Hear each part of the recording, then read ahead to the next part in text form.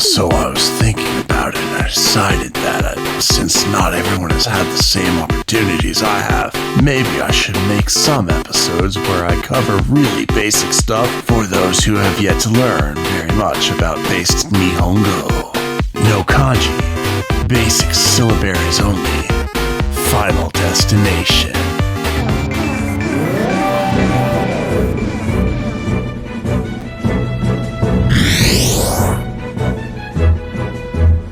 Dude, how did you do that?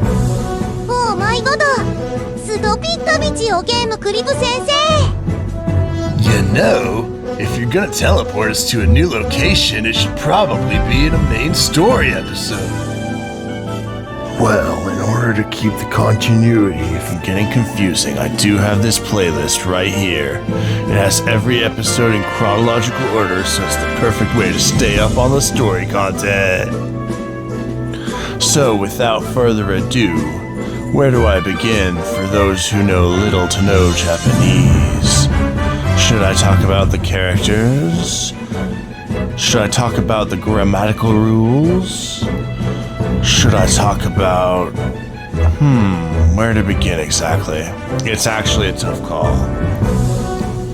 When you've gotten a little more advanced, it gets a little tricky to explain the basics because you're so used to knowing everything. I know. Let's cover the basic origins of the language. So China is such an old civilization that their language is the root for several modern languages in Asia. Classical Chinese, which is to this day one of the hardest languages in existence, has been simplified over time into not only modern Chinese, but also is the root language from which Korean and Japanese stemmed originally. The kanji that I use a moderate amount of in the regular videos are in some cases actually simplified from the original Chinese forms. Katakana, often used for words that don't have a kanji, such as loanwords, are actually all simplified kanji. They actually took the easier to draw pieces of the Chinese characters and used them as one of the syllabaries of characters that make phonetic sounds. Hiragana characters are totally unique to Japanese as far as I'm aware. If I'm off on that, please correct me in the comments.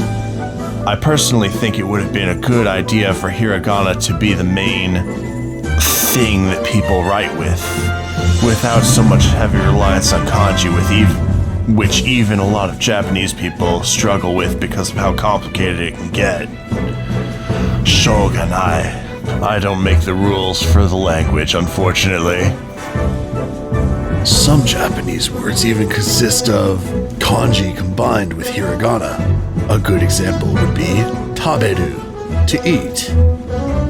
So for this first very basic lesson, let's close it out by showing the same character in hiragana and katakana and using a kanji that starts with the same sound.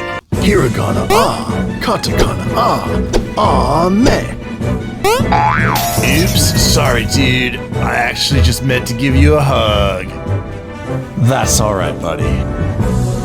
So, we've learned ourselves some language history, we've learned a phonetic symbol, we've learned a new kanji, and by the way, that kanji is ame, rain.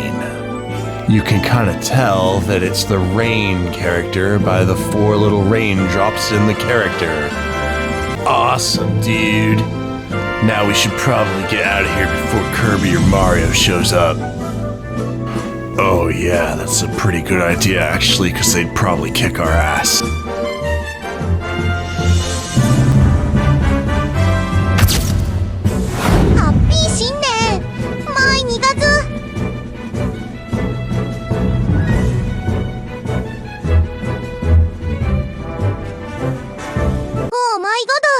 Stop it, Tabichi game clip Sensei!